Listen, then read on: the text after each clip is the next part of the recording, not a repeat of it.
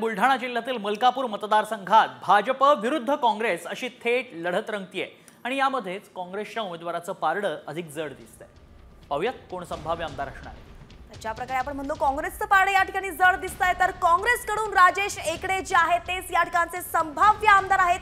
त्यांच्या विरोधात भाजपकडून होते सुखचैन संचेती। आपण पाहिलं तर गेल्या विधानसभेत सुद्धा राजेश एकडे यांनी संचेती यांचा जो आहे पराभव केला होता आणि पुन्हा एकदा आता ते हाच गट राखताना दिसत आहेत। संभाव्य आमदार म्हणून पुन्हा राजेश एकडे हे जे आहेत मलकापूरमधून समोर येत आहेत। राजेश एडके हे संभाव्य आमदार असल्याची नेमकी काय कारण आहेत पाहूयात आमचे प्रतिनिधी संजय जाधव यांच्याकडून। मलकापूर विधानसभा मतदारसंघामध्ये भाजपाचे चैनसुख संचेती विरुद्ध काँग्रेसचे राजेश एकडे यांच्यामध्ये सरळ लढत दिसून आली। यामध्ये चैनसुख संचेती हे पाचव्यांदा या निवडणूक रिंगणामध्ये उभे राहिले आहेत।